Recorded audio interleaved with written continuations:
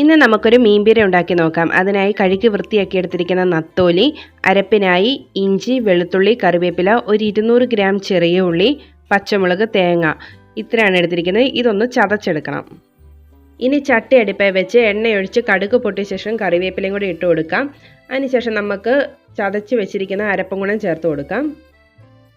ഇതിൽ നേരത്തെ പറഞ്ഞ പോലെ ഇഞ്ചി, വെളുത്തുള്ളി, കറിവേപ്പില, ചെറിയ ഉള്ളി ഒരു 200 ഗ്രാം, പച്ചമുളക്, തേങ്ങ, മഞ്ഞൾപ്പൊടിയും കൂടെ ചേർത്തിട്ടുണ്ട്. അരപ്പിൻ്റെ പച്ചപ്പ് മാറുന്നിടം വരെ ഇളക്കി കൊടുക്കാം.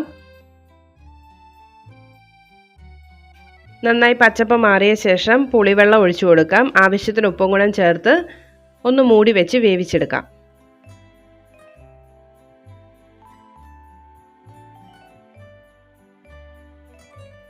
ആവി കയറി അരപ്പ് വെന്തുകൊണ്ടിരിക്കുന്നു. വീണ്ടും മൂടി വെച്ച് നന്നായി ഒന്ന് വേവിച്ചെടുക്കാം. അരപ്പ് വെന്ത് വെള്ളം വറ്റിയ ശേഷം മീനിട്ട് കൊടുക്കാം.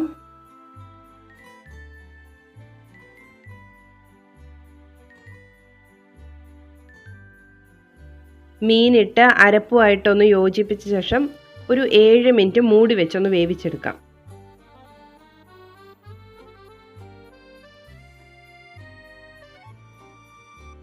ഇപ്പോൾ ഒരു 7 മിനിറ്റായി. ഓപ്പൺ ചെയ്ത് നോക്കാം.